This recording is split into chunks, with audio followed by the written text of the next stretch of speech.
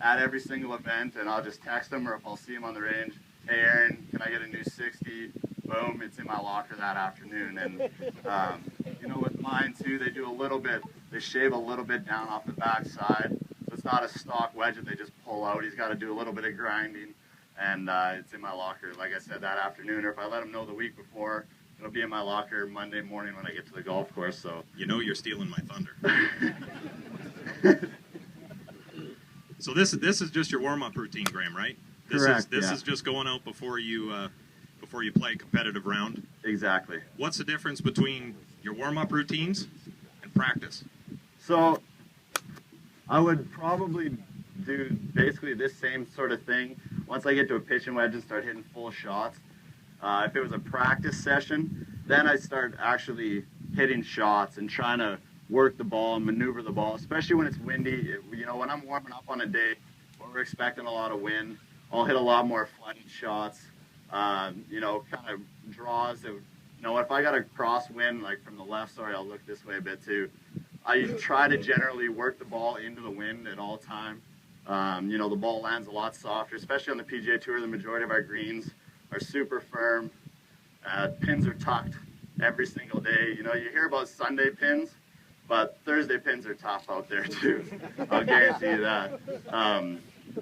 So, you know, and that's what I kind of pride myself on, is being able to work the ball, land it soft, hit it high, flight it. And so that's what I practice on the range. I'm not a mechanical guy, so I'm not trying to get in the right positions. I try to get in the right position right here. And that's kind of just my thing. I don't know if it's right or wrong, but that's how I've always done it. Graham, do you have a coach? Do you have a swing coach? No, and I've never really had a swing coach. So, I mean, my dad kind of taught me the basics of the game. Where's Norm? Good work.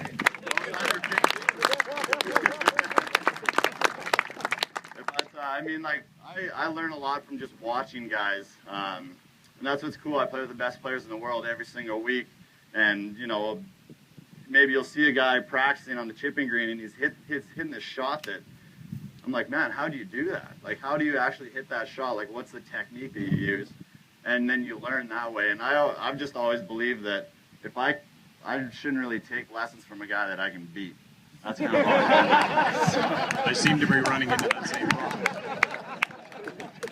So, like, I mean, so a perfect example here, if I was going to this green flag, I might have too much club, but I got some wind off the left and a little bit in, so I'd want to, anytime I'm into the wind, I generally try to flight it down a little bit lower, and then I would try to work this ball with a little bit of a draw just to kind of hold it straight against the wind. Just if you're unsure what he means when he says he's flighting the ball, that's the level that he's hitting these shots, Yeah, higher, low trajectory. So I can show you like a standard pitching wedge. If there was no wind on a perfect day from like 140 or something, this would be the shot that I would hit.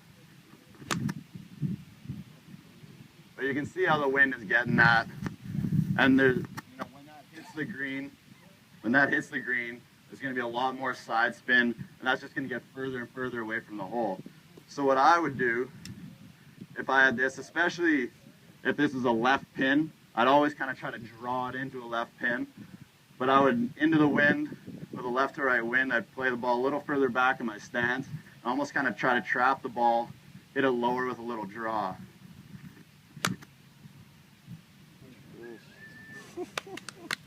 And you can just see it's just a lot more consistent ball because the wind's not going to hit it as much. And so that's the kind of thing. So, I mean, even if I was a 5-iron and I was at 210 yards, it'd be the same philosophy, just trying to flight the ball low, work the ball into the wind.